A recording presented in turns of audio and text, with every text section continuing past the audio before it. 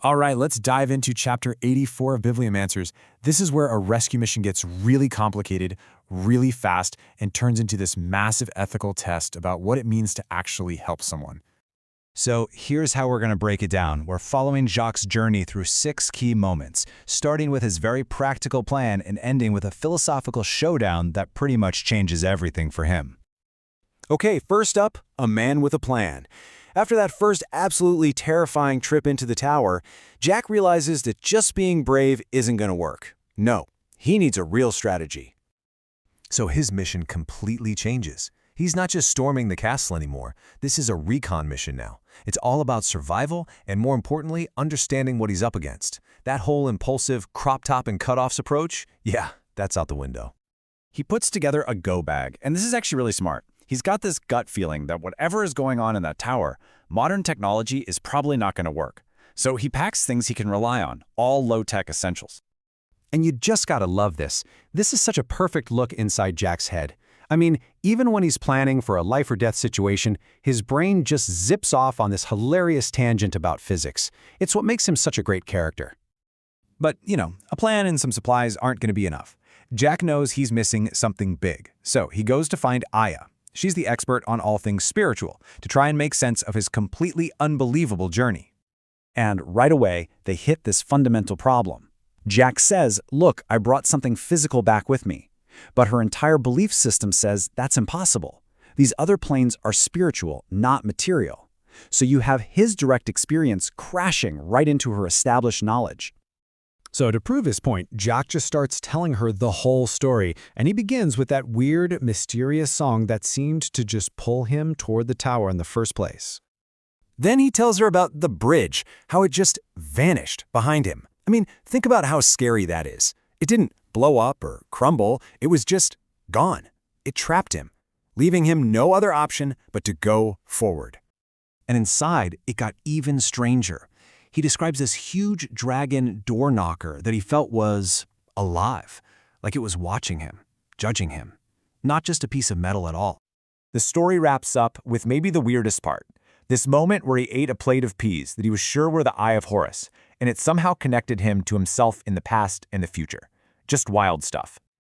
And this is where it all comes together. All these crazy stories, they all lead to one physical, undeniable piece of evidence that Aya just can't argue with. As Jack is handing the pith helmet to Aya, he spots something he hadn't noticed before. The initials CHH. And boom, he knows for sure it belonged to his grandfather. His first thought? His granddad must have just dropped it by accident. But Aya, she just flips that idea completely on its head. She suggests a wild possibility. What if he didn't drop it? What if he left it there, intentionally, as a signpost for Jacques to follow? And suddenly, that helmet is way more than just a helmet. For Aya, it's the key. It's the thing that unlocks this totally new theory about what the tower actually is. She thinks the tower isn't a place at all. It's an active, maybe even living thing, a sentient machine or a spiritual being that's running a kind of test. She literally compares it to a video game level, designed to push you toward enlightenment. And through that lens, every weird thing that happened to Jacques suddenly makes sense. It wasn't random. The song was the lure. The collapsing bridge created the path. The helmet was the signpost. The dragon, the test. It was all a carefully designed experience, pushing him toward a spiritual rebirth. Well, this brings us to the real gut punch of the chapter. Because if the tower is a spiritual test, then Jack's whole reason for being there, his motivation, is suddenly on trial. Aya explains this ultimate spiritual catch-22. His grandfather isn't trapped by stone walls. He's trapped by his own desire for something in there. And Jacques' intense desire to rescue him, even though it feels noble, is the exact same kind of trap. And then Aya asks him the toughest question of all. Is he trying to save his grandfather, or is he just trying to impose his own will? And his rush to be the hero, is he completely ignoring what his grandfather might actually want for himself? That conversation just shatters Jacques' whole plan. He has to face the fact that his gung-ho rescue mission was, well, kind of selfish. So he has to come up with a totally new plan, one built on respect, not force. And this new plan shows incredible growth. It's not about extraction anymore. It's about communication. He'll go back, tell his granddad he's loved and missed, and offer to help. But the crucial part, the part that shows he's really learned something, is that he has to respect the answer and be strong enough to walk away alone if that's the choice. And so, as Jacques gets ready to go back into the tower with this new mindset, we're left with this really powerful question.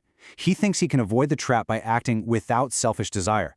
But is the desire to help someone, even a noble desire, still a form of desire? Is it a hook the tower can still use to trap him too? It really makes you wonder if any action can ever be truly free of desire,